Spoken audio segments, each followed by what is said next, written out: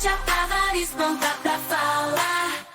Entre versos, hits vão pulsar um podcast que te faz dançar. Palavras soltas, rima no ar. Histórias vivas pra gente escutar. No flow da mente, impossível parar. Quero te ouvir, vamos conectar. Quero te ouvir, vamos conectar.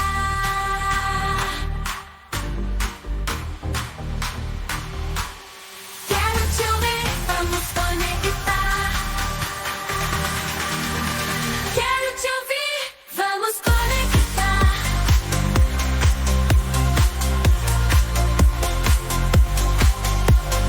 Quero te ouvir, te sentir vibrar na batida certa. Vamos guiar no comando. É só começar. Som diferente pra te conquistar.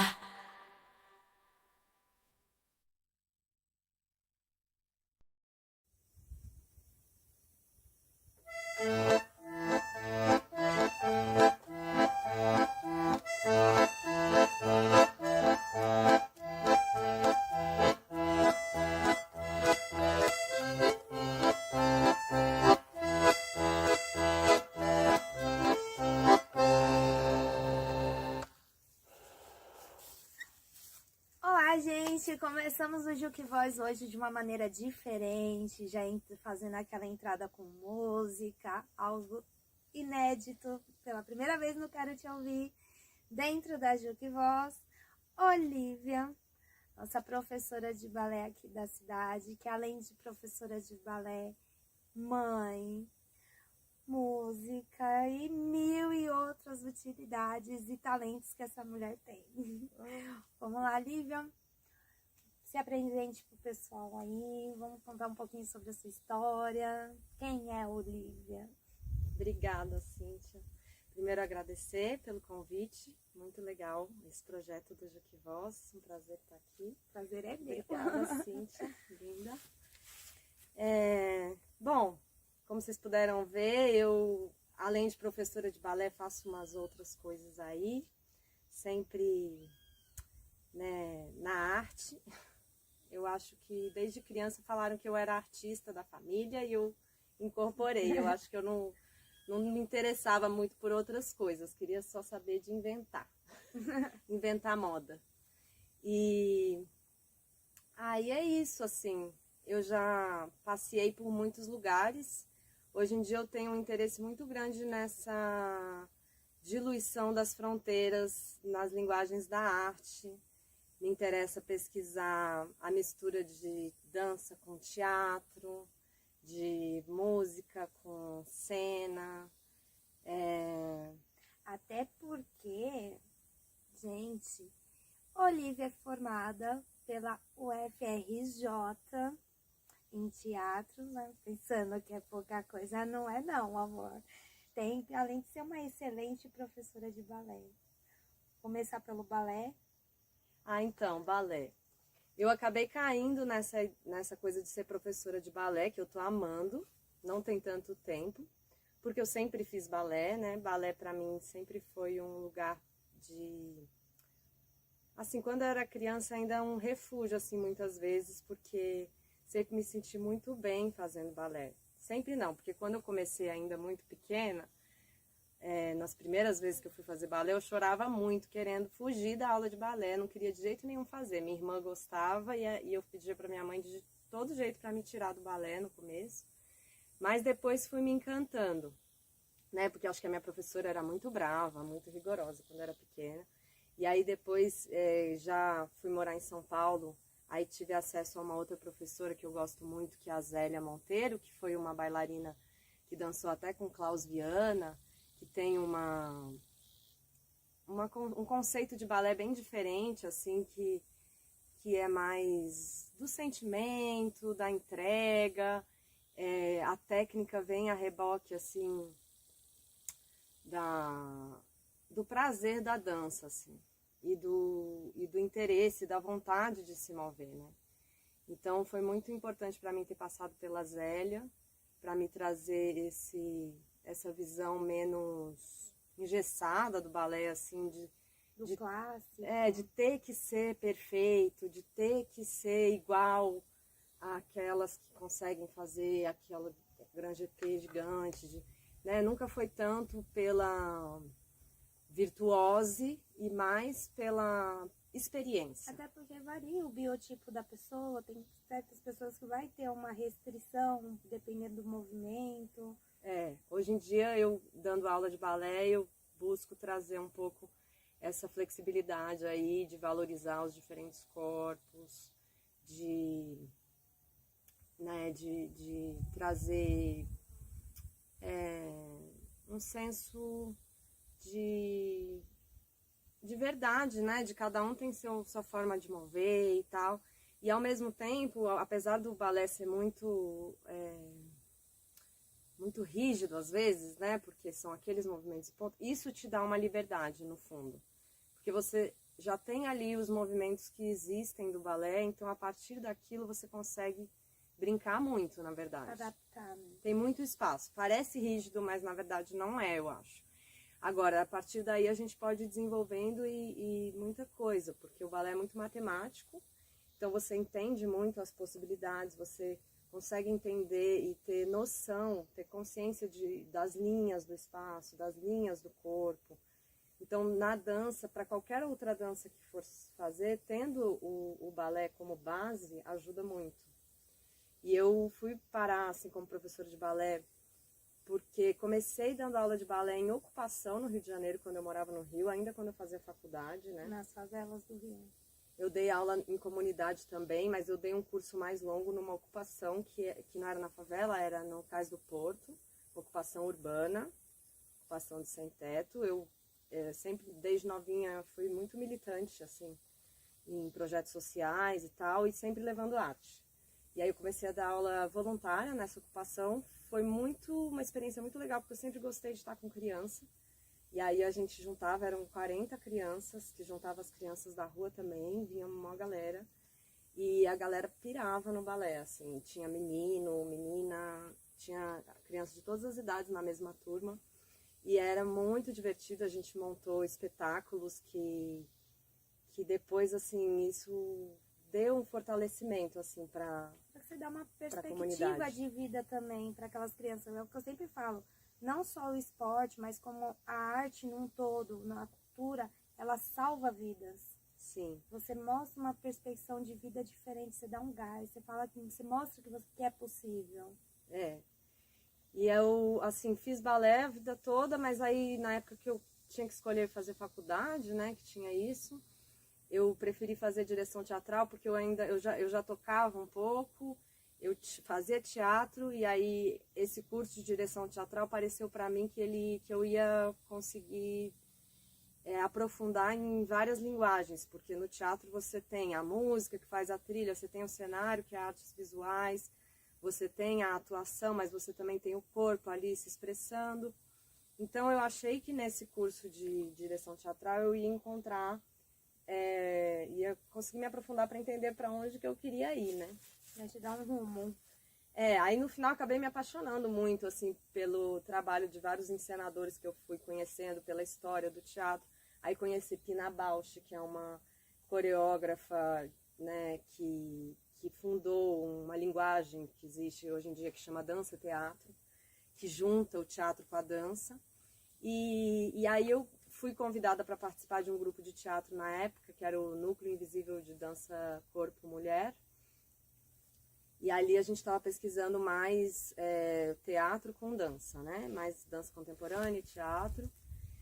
E fizemos algumas peças, lá no Rio, isso também. E aí, quando eu engravidei da Kali, da minha filha, que eu estava grávida, eu, naquela fase, assim, que é uma fase que muda tudo na nossa cabeça, assim. Mexe muito com tudo, né? Não só com o corpo, a mente, o espírito. Eu entendi que eu queria ir mais pro corpo, aprofundar mais no corpo, que eu queria sair um pouco da palavra, eu estava um pouco cansada, assim, desse lugar de texto, eu via muita peça muito textual, e eu senti que a minha onda era mais, assim, vivência mesmo de corpo. E aí eu decidi fazer uma formação em dança contemporânea para me aprofundar mais nisso. E a minha pira era ir para dança contemporânea mesmo. Só que aí eu tive essa experiência na ocupação dando aula de balé. E eu percebi que a procura das crianças pelo balé é muito grande. E eu tenho sempre tive muita vontade de continuar trabalhando com criança. Eu fiquei anos sem dar aula para criança. Eu dei aula para criança em escola, aula de teatro, muito tempo. Para criança também era muito bom. Mas eu gostei muito de dar aula de balé. E aí, quando em Juquitiba eu cheguei, eu queria colocar minha filha no balé. E eu vi que não tinha professora de balé aqui. Lembrando que Dona Olivia veio para Juquitiba num ônibus de viagem. Gente, que loucura. Não, aí é a história da nossa mudança, a última mudança para cá, né? Eu cheguei em Juquitiba em 2008, na época que eu comecei a frequentar aqui, a gente ainda morava em São Paulo. E aí o meu companheiro comprou o sítio aqui, e junto com uma galera, eu comecei a frequentar, acabei me envolvendo e resolvi me mudar para cá. Eu entendi que era a vida que eu queria ter, era na natureza, na floresta, perto do rio. E conseguir fazer arte aqui, juntar um bando, um pessoal e tá aqui. E Juquitiba também é um lugar maravilhoso para se criar um filho. Nessa época eu nem pensava em ter filho ainda, né? Mas eu já tinha, esse lugar aqui me cativou de um modo assim que eu percebi que por ser próximo de São Paulo e ao mesmo tempo isolado, era um lugar que eu achava que eu podia levar a vida. Mas demorei muito tempo para conseguir me mudar para cá de vez. Porque a gente não tinha carro, não tinha carteira, não tinha estrutura, não tinha grana. A casa era muito precária, era tudo muito precário. E quando a gente é jovem, beleza, a gente vai, né? Novinha, ia e passava perrengue e estava tudo bem. Mas aí quando... né, aí a gente... teve que, não deu para ficar aqui sem carro tanto tempo, aí fomos correr atrás de se estruturar mais para voltar. Aí fui morar em Belo Horizonte, os anos foram passando, né? Acabei encontrando pessoas importantes para mim lá, reuni, montei projetos, comecei a tocar mais. Meu marido é músico, aí a gente começou a tocar junto. Vocês tinham banda? Montamos banda, a gente tem até hoje essa banda que chama Estática. Já contou com várias formações e vários formatos, que começou como uma banda mais banda de rock mesmo, mas sempre muito com a ideia de ser experimental, de misturar com teatro, com dança, com, né, a mistura de linguagem, sempre foi por aí. E aí decidi voltar para cá, já estava com carro e tal, vamos voltar para morar em Juquitiba. Mas aí engravidei. E aí o nosso sítio nessa época não dava para vir com uma criança pequena para cá, tava muito roots. E aí eu decidi esperar um tempo até ela crescer um pouquinho para vir. Nesse meio tempo meus sogros resolveram vir com a gente também, o que foi bem legal. E aí a gente decidiu assim, falou não, vamos entregar a casa e morar na casa dos meus sogros um tempo para se estruturar mais, porque lá no meu sítio teve uma época que foi roubaram todos os fios, roubaram muita coisa. E não tinha luz, né? Então a gente teve que comprar placa solar, bateria, toda essa parafernália para poder ter luz e água e tal, né? O mínimo básico. E aí para trazer isso tudo lá de Belo Horizonte para cá, a gente tinha uma van, que era do meu sogro, que ele usava para transportar equipamento de som, que ele trabalhava com isso. Aí veio a pandemia, a gente já estava numa de vir para cá, mas aí chegou a pandemia, aí tudo mudou. Aí a gente trocou a van por um ônibus mesmo, um ônibus grande de 11 metros, de 15 lugares. Não, de 15 lugares não, 20 e tantos lugares. Ônibus de 11 metros, ônibus é enorme. E aí a gente botou placa solar no ônibus, botamos geladeira ligada dentro do ônibus. Até trouxemos a energia um Jeep sustentável, né? Sempre, desde que eu comecei a vir para Juquitiba, me fez muito sentido com tudo que eu já acreditava e queria, a ideia de ter um estilo de vida mais respeitoso com o planeta e sustentável. Ter escolhas que fossem realmente pensar como que eu posso viver de uma forma que faça sentido. E menos agressiva também.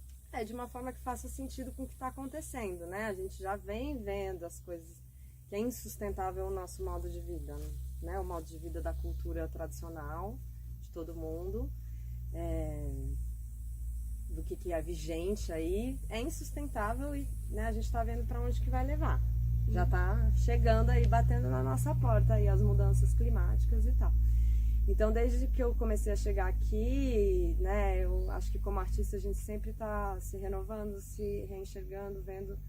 Para mim, o meu estilo de vida sempre foi importante estar sendo coerente com o que eu acredito. Enfim, aí a gente trouxe até, na época a gente estava lá, a gente percebeu que a gente tinha que se estruturar muito para estar aqui. A gente comprou um carro velho, mas que era tipo um Jeep, e reformamos e conseguimos amarrar dentro do ônibus para trazer, porque ia ser mais complicado 2 pessoas dirigirem ao mesmo tempo do que trazer o carro dentro do ônibus.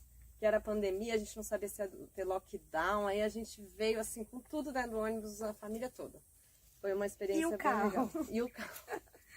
A gente chegou, a galera da Rio Abaixo deixou a gente botar o ônibus lá e descemos com o Jeep de lá, porque a estrada era impossível, só descendo de 4x4 mesmo, a estrada para chegar no nosso sítio. E aí a gente foi, né, chegamos lá, era um matagal, até a gente poder arrumar direitinho. E aí agora já passou alguns anos, as coisas já estão mais tranquilas. E aí foi nisso que aí a minha filha, depois que a pandemia, né, passou, aí a gente começou a se inserir na cidade, ela começou a ir para a escola, eu também comecei a buscar meios de sobreviver aqui, sem ter que sair daqui. Então tinham vários projetos possíveis, mas nessa de que precisava eu queria muito que minha filha fizesse balé. Eu também estava sedenta já por estar trabalhando com criança de novo, que era uma coisa que eu sempre quis. Aí veio um edital da prefeitura para poder dar oficinas, e aí eu me inscrevi e estamos aí. Nesse edital. Já tem quase 3 anos que está rolando esse projeto, né, das aulinhas de balé. Me faz muito bem, gosto muito, é muito bom. Inclusive você não dá aula só no centro cultural. Você dá aula no Barnabés também, tem 2 turmas, pessoal, quem quiser, tem vaga aberta.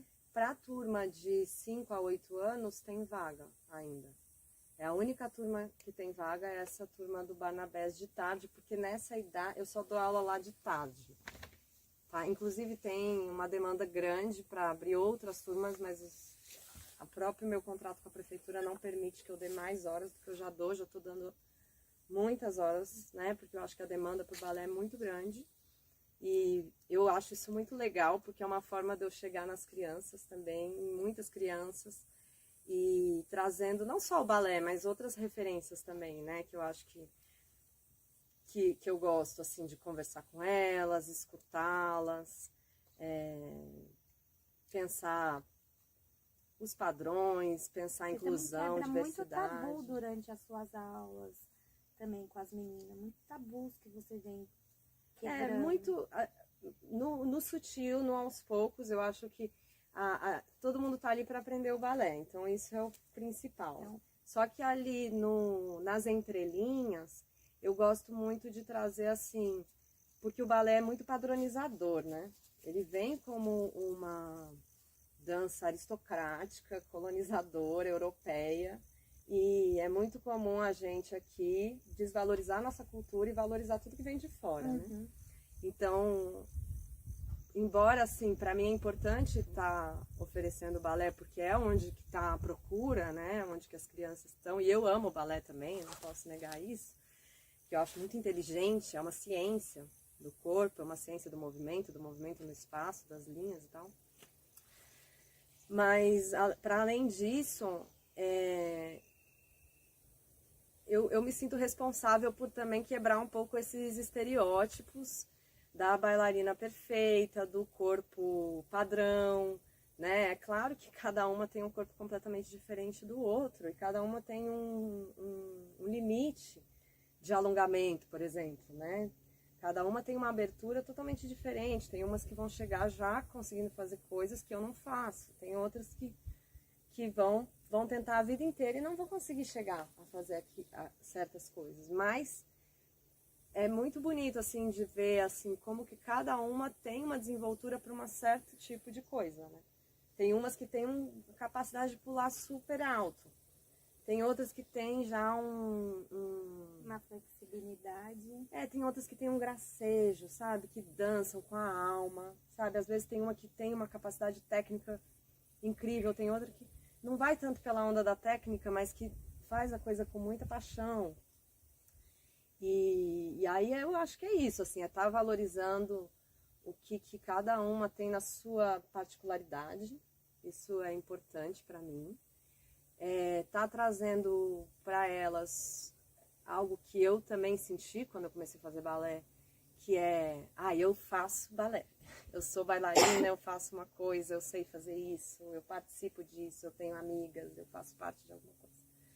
Isso eu acho que dá um senso de pertencimento, um senso de... Se sentir parte de um lugar, de um grupo. E também é muito gostoso estar com meninas, né? Eu queria muito ter alunos meninos, atualmente eu tenho um. E já falei que para menino a gente tem cota, mesmo não tendo vaga, a gente está recebendo os meninos, porque, né, querendo sair um pouco dessas divisões de gênero, de que o balé é só para menina, ou que a menina usa rosa e tal, querendo diluir isso. Tanto que, assim, nas suas apresentações, você nem... teve uma que foi feita lá na Praça do PEC, que as meninas nem usaram rosa. Você trabalhou outras cores totalmente diferentes, já para quebrar isso também, né? Na verdade não foi proposital. Eu acho que a gente foi escolhendo o que tinha a ver com cada tema de cada turma, foi indo assim. Eu também não sou contra o rosa, né? Porque eu gosto de todas as cores. E elas gostam do rosa e tal. Mas é muito gostoso estar com meninas. Mal ou bem, mesmo que eu queira ter alunos homens, eu gosto muito de estar com elas, porque, né, eu acho que a gente se fortalece. Desculpa, também. A gente se fortalece enquanto gênero também, de algum modo, sabe? E rolam algumas conversas de mais intimidade, né? Muita amizade, o tema da inclusão. Isso toda hora, né? Toda aula, o tempo inteiro. A gente vê uma tendência de competir, uma tendência de querer ser igual ao outro. E aí eu tô sempre trazendo isso, e aí é uma coisa que as crianças incorporam muito rápido, né? Porque isso faz sentido. E as crianças são naturalmente questionadoras e muito inteligentes. Então você traz um pensamento, se aquilo faz sentido para elas, elas incorporam. Se elas veem uma contradição ali, elas já mostram na hora. Que elas, né, não têm esse filtro que às vezes o adulto tem, né? De ficar se podando, de falar, fala tudo o que tá pensando. E eu acho isso muito legal. Assim, é muito prazeroso. E tá junto com criança, assim. Me faz muito bem, me faz muito bem. Faz bem pro meu corpo também, que eu tô mantendo aqui o meu treinamento, que às vezes os tempos que eu fiquei no sítio sem dar aula, sem estar dançando tanto, porque eu tava cuidando de outras coisas, né? Como mãe também, a gente acaba se esquecendo, né? Se anulando muitas das vezes. Faz parte, né? Mas também aí depois desse tempo agora podendo estar dançando, né? Eu também, além de dar aula de balé, eu dou aula de contemporâneo para adulto, dança contemporânea, pela prefeitura também, gratuito, tem vaga. Toda quarta-feira de 7 às 9 no Cine Teatro. E também eu tenho ainda uma turma de teatro. Tinha várias turmas de teatro e de balé e tinha turma de dança contemporânea. Só que a procura pelo balé era tanto que eu fui diminuindo as minhas turmas de teatro e priorizando o balé. Agora, o teatro também tenho gostado muito. Eu tô com uma turma lá no Barnabés, a maioria tá comigo desde o início, quando eu comecei a dar. Então já vai fazer 3 anos que a gente tá junto. Já se tornou até uma família, já, a turma. Assim, o que é legal é que eu vou acompanhando o desenvolvimento delas e cada uma tem o seu modo particular de trazer as coisas e a gente meio que já acostumou uma com a outra. Então tem uma que ela sempre está trazendo ideias, trazendo coisas, é muito faladeira e tal. E tem outras que, né, já são mais tímidas e aí elas acham bom que essa toma um pouco mais à frente. Mas aí a gente também vai incentivando, incluir para elas também trazerem coisas. Elas são extremamente energéticas, criativas, todas, assim, e animadas e querem fazer. Então é uma aula muito gostosa de dar. Uma das que eu estou mais gostando atualmente é essa turminha aí do teatro lá do Barnabés, que são as mesmas ali comigo. E a gente está desenvolvendo uma peça assim com calma agora. Eu ainda não sei quando que vai estrear, que a gente está se dando o tempo de construir, estou construindo o texto junto com elas, a partir das ideias que a gente vai tendo junto. Justamente sobre colonização, sobre... A peça é uma sátira, uma comédia, que elas são muito engraçadas, então foi ficando isso, sobre a chegada do Pedro Álvares Cabral no Brasil. Aí quando ele chega, encontra aqui a natureza, os indígenas e como que é essa relação inicial ali. E quando for ter a estreia, vamos divulgar tanto no Quero Te Ouvir como na Juque Voz. Quem sabe a gente não exibe a peça, Né? ao Olha. vivo na Juque Voz. Aguardem. A gente pode ver isso. Vamos ver isso. E vamos falar um pouquinho de um assunto que ele é bem polêmico. Veganismo. Vamos quebrar tabus. Explica um pouquinho pra gente. Pra quem não sabe, a Olivia é vegana. E tem toda uma história por trás desse veganismo, de questão de ideais. Então, eu não sei se eu posso dizer que eu sou vegana mais, que eu tô meio veganista, assim. Não, é porque volta e meia, assim, na realidade que eu tô hoje em dia de Juquitiba, como tem pouca opção e eu tenho uma filha pequena, eu me sinto um pouco, não me sinto muito à vontade de ficar tão rígida no veganismo. Mas na minha casa, a minha casa não entra nenhuma comida de origem animal. E eu já trabalhei com comida vegana também quando eu morei em Belo Horizonte, para poder juntar os recursos, justamente para poder vir para cá. Eu vendia comida vegana, cozinhava, eu gosto muito de cozinhar. Tá passando Nunca passa.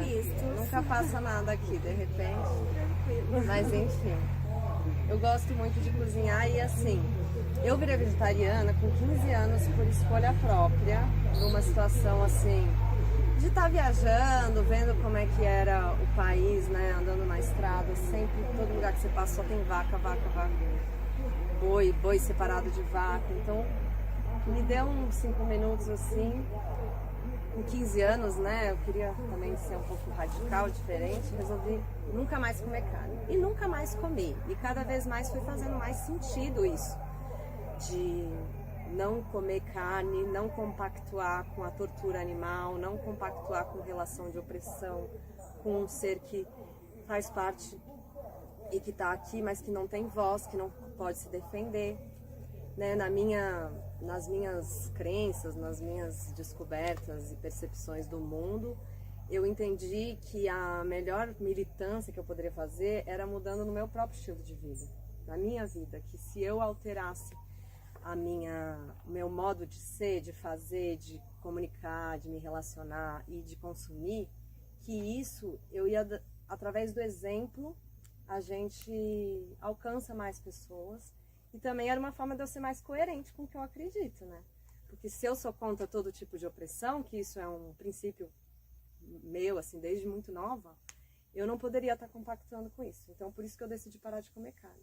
Mas ao longo dos anos, conhecendo outras pessoas e discutindo muito sobre isso, porque onde você chega e você fala que você é vegetariano, isso gera um rebuliço, né? As pessoas Tem às preconceito. vezes ficam bravas comigo, às vezes muitas pessoas ficam bravas comigo, falam, nossa, mas então o que você come? Você come só mato? Ah, você se acha melhor do que eu? Porque, sabe, isso acontece muito. E eu não tô falando pra ninguém fazer nada. São É várias uma decisão minha. desagradáveis que você já passou ao longo desses anos. Por isso que às vezes eu também relativizo um pouco, porque eu fico um pouco cansada de ter que enfrentar certas situações. Eu né, tô muito querendo paz, tranquilidade na minha vida. Mas é uma escolha pessoal minha, que eu gosto muito, eu me sinto muito leve, muito saudável. Com o tempo eu fui entendendo que o veganismo fazia muito mais sentido do que o vegetarianismo. Porque o vegetarianismo é assim, é aquele que tortura, mas não mata. É uma frase do Maluf até, né? Uhum. Tortura, a gente tortura, mas não mata, tá?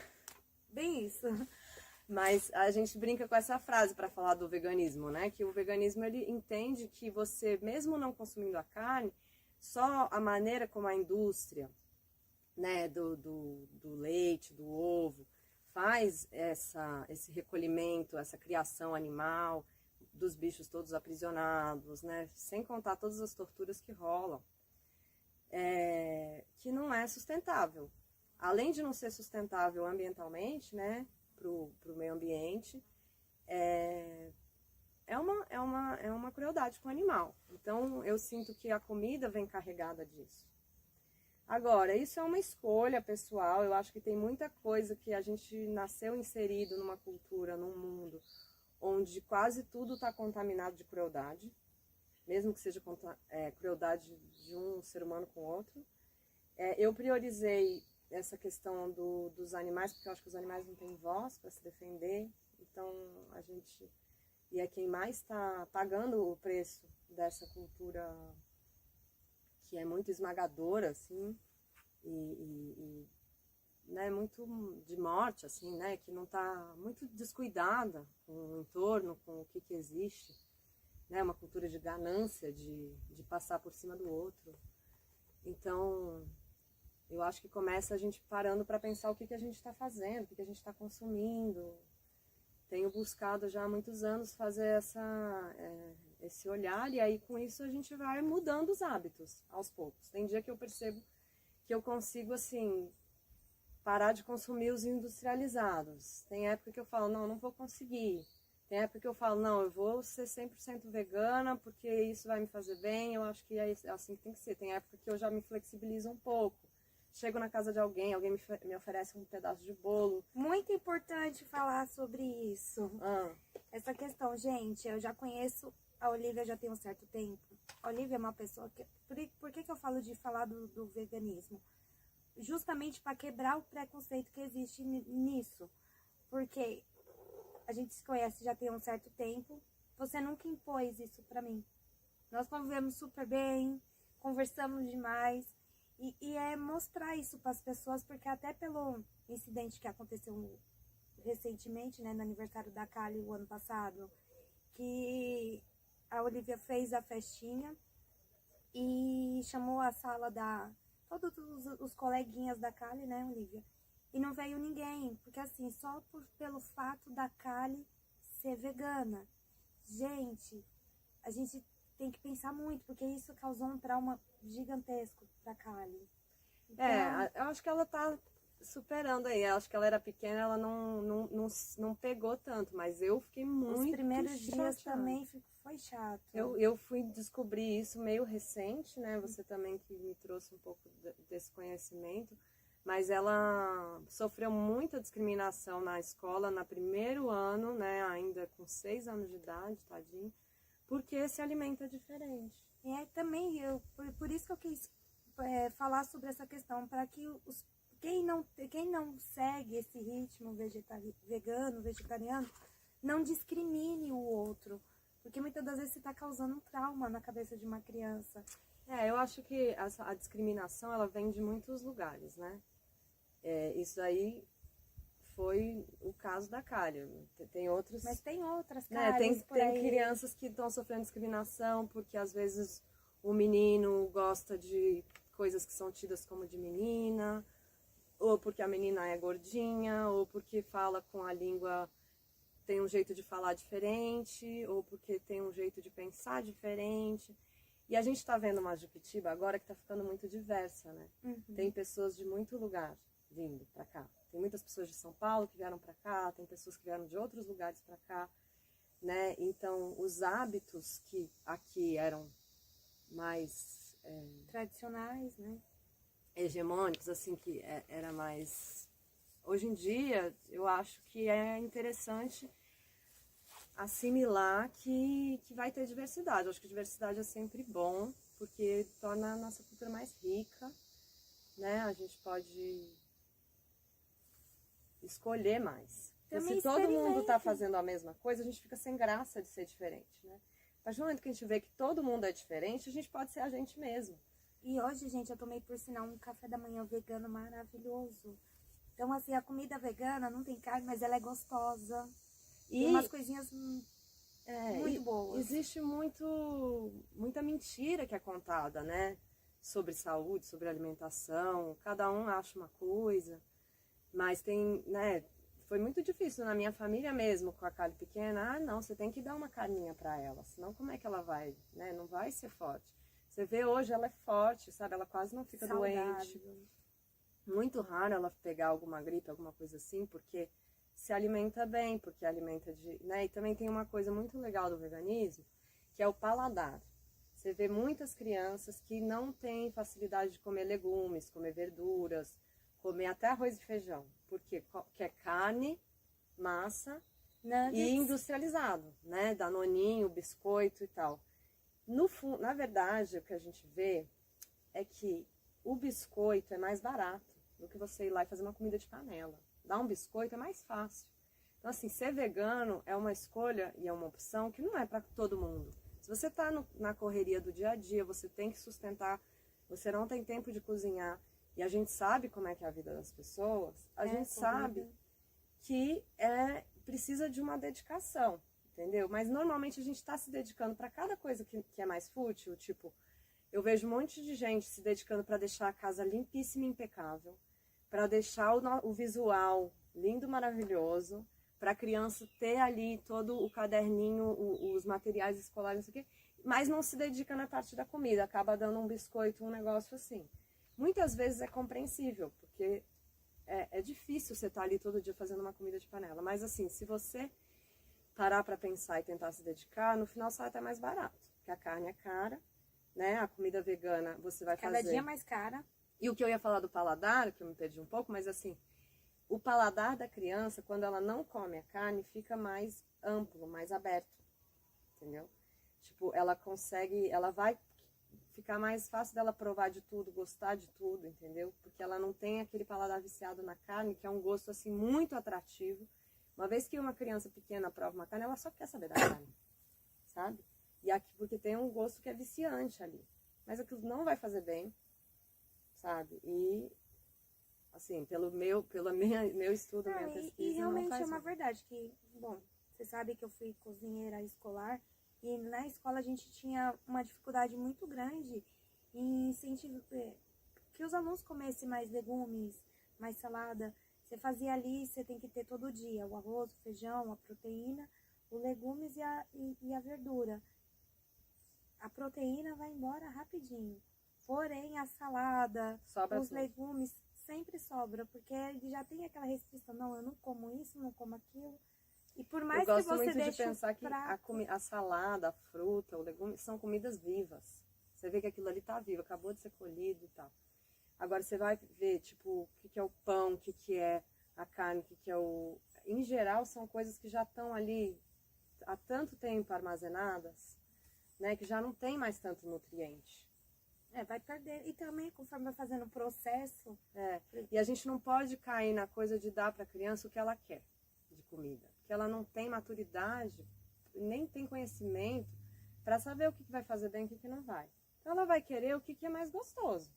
Até a gente é assim, né? Então a gente, assim como a gente tem que se cuidar mais para saber o que a gente está comendo, a gente também tem que cuidar da criança, né? Porque tem várias crianças aí que estão desnutridas, que estão com problema de obesidade, que estão, né, que vão ter que depois ter que mudar os hábitos lá na frente por questões de saúde, vai ser muito mais difícil.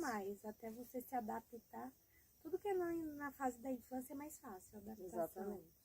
E é como você falou, não é só dar o que a criança quer, é o que a criança precisa. E é isso, gente. Vamos finalizando aqui. Olivia, muito, muito, muito obrigada por abrir a porta da sua casa para mim, ter aceitado, me dar esse apoio nesse projeto.